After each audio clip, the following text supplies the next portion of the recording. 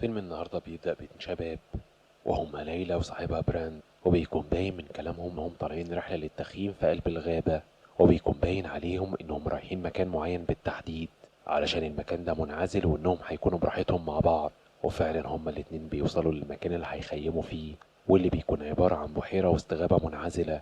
بس أول ما بيوصلوا ليلى بتتفاجئ إن في شخص جاي في اتجاههم، فبراند بحسن النية بيقرر إنه يقرب منه لأنه بيفتكروا إن ممكن يكون محتاج مساعدة. وساعتها ليلى وبراند بيتفاجئوا إن هما متحاصرين وسط كمين، ولما براند بيحاول إنه ينقذ ليلى من إيدهم، الرجالة الغريبة دول بيعتدوا عليه قدام ليلى، علشان بعدها تاخدنا الأحداث لمكان تاني. وساعتها بنشوف بنت اسمها أليكس وهي في مدرستها وبتمارس رياضة كرة القدم، وبيكون أبوها داني وأمها قاعدين في انتظارها وبيشجعوها من المدرجات. وبيبان من كلام داني مع مراته إن داني بيشتغل ضابط في الجيش، وداني بيبلغ مراته إنه خلاص تقاعد من الجيش وإنه حاليا متفرغ علشان يرجع يعيش معاهم ويساعد بنتهم أليكس في إنه يسافر معاها علشان تختار الجامعة المناسبة ليها، وخصوصا وإن مراته مش هتقدر تكون مع بنتها الأيام دي، وده بسبب انشغالها في شغلها كممرضة. وبيبان من كلام داني مع مراته إنه عاش أغلب وقته في خدمة الجيش وكان بعيد جدا عن بنته، وإن بقى لها أكتر من سنتين ما تعرفش عنه حاجة. بس مراته بتكون مستغربة قرار التقاعد المفاجئ، لأنها كانت عارفة إنه قد إيه بيحب الجيش وإنه ضحى بحياته معاهم مقابل إنه يخدم الوطن. وفعلا تاني يوم داني بيكون مستعد إنه ياخد بنته أليكس ويسافروا، بس بيبان من تصرفات أليكس إن علاقتها مع أبوها اتأثرت، وده بسبب غيابه المستمر عنها. بس طول الطريق بيحاول داني إنه يصلح علاقته ببنته، وفعلا بياخدها على أول جامعة هتقدم فيها. بس من كلام داني مع بنته بيفهم إنها عندها هواية الرسم وإنها نفسها تقدم في كلية الفنون، وده عكس رغبة أمها لأنها بتكون عايزاها تدخل جامعة علمية علشان يكون ليها مستقبل. وأليكس بتطلب من أبوها إنه يوصلها للجامعة اللي نفسها تدخلها، وبتتفق معاه إنه ما يبلغش أمها، وده لأنها عايزة تقدم في كلية الفنون. وفعلا داني بيوافق على رغبة بنته وبيقرر إنه ياخدها ويسافروا. بس أثناء ما كانوا على الطريق أليكس بتحاول إنها تحجز أي فندق على الطريق علشان يباتوا فيه، بس كل الفنادق بتكون محجوزة. فساعتها داني بيقترح عليها إن هما لو اضطروا ممكن يخيموا في أي مكان في الغابة، وبيفضلوا ماشيين هما الاتنين لغاية لما بيوصلوا للبنزينة على الطريق. وساعتها أليكس بتنزل من العربية علشان تستخدم الحمام، ولما بتدخل بتشوف الست المسؤولة عن المحطة وبتسألها أليكس عن مكان الحمام. بس أليكس أثناء ما كانت في طريقها بتشوف شخص شكله غريب جدا، وبيحاول الشخص ده إنه يتحرش بيها. وفي نفس الوقت داني بيتكلم مع المسؤول عن المحطة وبيسألها عن أقرب مكان ممكن يباتوا فيه، وساعتها الست الغريبة دي بتبلغه إن مفيش أي فنادق على الطريق، بس بتبلغه إن في مكان مناسب ممكن يخيموا فيه. وساعتها بترسم له خريطة بالمكان، وده في حجة إن المكان منعزل وسط الغابة.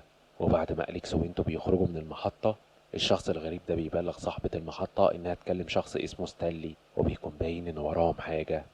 وفعلا داني بياخد بنته وبيمشي على الطريق اللي الست في المحطة قالت له عليه، علشان نكتشف إنه نفس المكان المنعزل اللي ظهر في أول أحداث الفيلم. ويبدأ داني وبنته إنهم ينصبوا خيمة على الأرض علشان يقضوا الليلة في المكان ده. بس أثناء ما كان داني قاعد بيتكلم مع أليكس عن موهبتها في الرسم، أليكس بتحس إن الجو بدأ إنه يبقى ساقع، فبيقرروا إن هما يجمعوا حطب علشان يتدفوا بيه. وأثناء ما كانوا ماشيين في الغابة بيسمعوا صوت حركة، في الأول بيفتكروا إنه صوت حيوان بري وبعدها بيكملوا في طريقهم، بس داني بياخد باله إن في حد بيتحرك جنبهم. وساعتها داني بينادي عليه وبيبلغه إنه شايفه، وداني في الأول بيفتكرهم إنهم صيادين بس بيحس إن في حاجة غلط، فبيقرر يتراجع هو وبنته بهدوء. وساعتها داني بيطلب من بنته إنها تجري وما تبصش وراها، بس على ما بيرجعوا لمكان العربية بتاعتهم بيكتشفوا إن الناس اللي بتطاردهم سرقوها، واتنين من الناس دول كانوا عايزين يخطفوا أليكس. فساعتها داني بيدافع عن بنته وبينقذها من ايدهم، وبيقدر داني انه يخلص عليهم بكل سهولة. بس داني بيتفاجئ ان في واحد منهم بيضرب عليه بالسهام، فبيطلب من أليكس انها تهرب في اتجاه الغابة. وواحد من الناس اللي بتطاردهم بيبلغ زمايله في اللاسلكي عن اتجاه داني وبنته، وساعتها داني وأليكس بيختاروا مكان مناسب علشان يختفوا فيه. وساعتها أليكس بتاخد بالها من جثة مدفونة في الأرض، فداني بيحاول انه يهديها علشان محدش يقدر يكتشف مكانهم. وبعد ما داني بيحس بالأمان بيتحرك هو وبنته في قلب الغابة لغاية لما بيلاقوا في سكتهم قضيب لقطر، فساعتها داني بيقرر إنه يمشي هو وبنته في اتجاهه لأن أكيد القضيب هيوصلهم لطريق. بس أثناء ما كانوا ماشيين داني بيكتشف وجود شاحنة مهجورة، فبيقرر إنه يروح لها لأن احتمال يلاقي فيها سلاح أو تليفون أو أي حاجة تساعدهم. وبيفضل داني وأليكس يتحركوا في اتجاه الشاحنة بهدوء ولما بيقرب منها داني علشان يفتح الباب بيتفاجئ ان في كلب شرس فيها، وفي نفس اللحظة بيهجم عليه واحد من اللي كانوا بيطاردوهم وبيحاولوا ان هم ياخدوا أليكس، بس بتقدر أليكس انها تدافع عن نفسها. وداني بيحاول يتخلص من كل اللي بيهجموا عليهم، بس واحد منهم بيكون عملاق وقوي جدا، بس داني بسبب مهارته في القتال بيقدر انه ينقذ نفسه ويهرب هو وبنته في قلب الغابة. وبيفضلوا ماشيين لفترة طويلة لغاية لما بيحسوا بالتعب، فداني بيختار مكان مناسب علشان يرتاحوا فيه ويقدروا في نفس الوقت يكتشفوا أي حد بيقرب منهم بسهولة. وفي الوقت ده داني بيفضل يتكلم مع بنته عن سبب انقطاع علاقته بيها بسبب شغله في الجيش، وإنه كان بيعمل كده علشان يحميها. وداني بيفضل طول الليل سهران علشان يحمي بنته وهي نايمة لغاية لما بيطلع عليهم الصبح.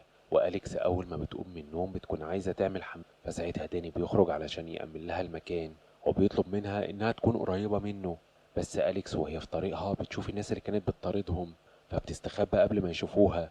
وفي نفس الوقت ده بيظهر واحد من ورا داني وبيهجم عليه، بس داني بيقدر إنه يتغلب عليه، وأليكس وداني بيعدوا النهر وبيهربوا منهم من جديد. بس على الجنب التاني من النهر كان في مجموعة تانية في انتظارهم وبتبدأ إنها تطاردهم لغاية لما أليكس وداني مش بيلاقوا قدامهم غير حافة على النهر، ومش بيكون قدامهم غير إنهم ينطوا في المية، وده علشان يقدروا إن هما ينقذوا نفسهم. وفعلا هما الاتنين بينطوا في المية لأن مش بيكون قدامهم خيار تاني. وداني بيساعد بنته إنها تطلع من المية علشان أليكس تتفاجئ إن واحد من اللي بيطاردوهم واقف قدامها.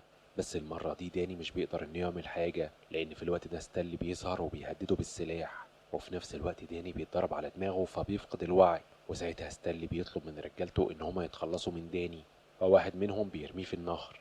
بس المفاجأة إن داني بيطلع لسه عايش، وبيفضل داني يمشي ورا الأثر علشان يعرف اللي أخدوا بنته راحوا على فين. وفي الوقت ده أليكس كانت محبوسة في أوضة وبتفضل أليكس تخبط على الباب لغاية لما بتتفاجئ إن في حد فتح عليها الباب. وساعتها بنتفاجئ إنها نفس البنت اللي ظهرت في أول أحداث الفيلم. وليلى بتطلب من أليكس إنها تهدى وبتقول لها ليلى إنها جت المكان ده زيها وإنها حاولت كتير إنها تهرب زي ما هي بتفكر دلوقتي، بس للأسف كل محاولاتها فشلت. وأثناء كلامهم بيدخل عليهم ستانلي، وستانلي بيطلب من أليكس إنها تهدى وبيعرفها إن ليلى جت المكان ده زيها وإنها حاليا مبسوطة في وجودها وسطهم. وستانلي بيفهمها إنه بيبني في المكان ده مجتمع جديد وإنها عايزة تكون جزء من المجتمع بتاعه. وفي نفس الوقت ده داني بيكون قدر إنه يوصل للمكان اللي فيه رجالة ستانلي، وداني بيفضل يراقب المكان قبل ما ينفذ هجومه.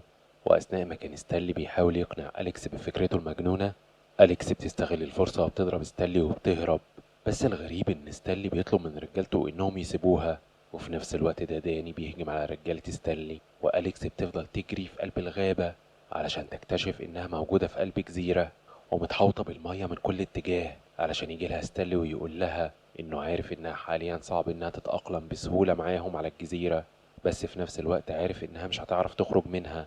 وفي الوقت ده داني بيكون ربط رجالة ستانلي علشان يعرف منهم مكان بنته، وداني بيفضل يستجوبهم بمنتهى القسوة لغاية لما واحد منهم بيضطر إنه يقوله إنها موجودة على الجزيرة. وداني أثناء استجوابه بيعرف إن واحد منهم ابن ستانلي، وبيعرف داني إن ستانلي هو المسؤول عن الجزيرة اللي بيتكلموا عليها وإنه الزعيم بتاعها وإنهم بياخدوا البنات علشان التكاثر. وبعدها داني بيكلم ستانلي في اللاسلكي وبيعرفوا داني إن ابنه معاه، وساعتها داني بيطلب منه إنه يكلم بنته، وساعتها ستانلي بيبلغه إن بنته بخير وإنه مش ناوي إنه يأذيها زي ما هو بيأذي ابنه دلوقتي. بس داني بيقوله إنه عرف كل حاجة عنه وعرف كل نواياه المريضة. ولما ستانلي بيتأكد من داني إن ابنه مازال على قيد الحياة بيخليه يكلم بنته، وساعتها داني بيطلب منه إنه يجيب له بنته لغاية عنده، ده لو كان عايز إنه ابنه يفضل عايش. وبيطلب منه داني إنه يجيله لوحده، فستانلي مش بيكون قدامه غير إنه ينفذ كلام داني لأنه بيكون مضطر علشان ينقذ حياة ابنه. وساعتها ستانلي بياخد أليكس وبيروح على مكان داني،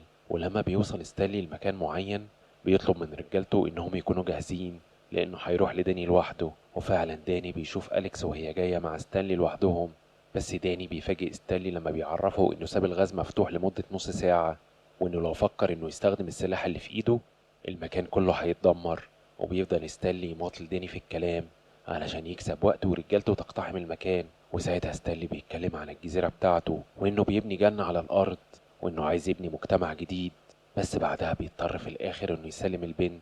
بس بمجرد ما داني بيشيل الغطا من على بق أليكس بتعرفه إن رجالة ستانلي موجودين وعاملين له كمين.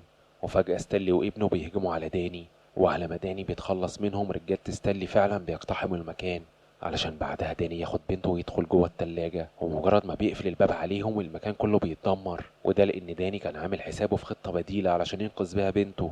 وساعتها داني بيبلغ بنته إنهم خلاص بقوا في أمان، وإنه سعيد جدا إنه قدر إنه ينقذها. ولما بيخرجوا من التلاجة كل رجالة ستانلي بيكونوا أموات، إلا واحد بس بيكون لسه عايش، واللي بنكتشف إن هو ستانلي. وبتعدي الأيام وأليكس بتدخل كلية الفنون اللي كانت بتحلم إنها تدخلها، وأمها وأبوها بيوصلوها للمكان اللي هتعيش فيه، وبعدها بيودعوها. وداني بيبلغ بنته إنهم بيحبوها جدا، وإنهم هيفتقدوها لغاية لما تاخد الأجازة وترجع لهم. وبعد ما بيودعوها بيمشوا وهم مطمنين عليها، لأنهم سايبينها في المكان اللي هي بتحبه، علشان يتفاجئ بستانلي وهو واقف بيراقبهم.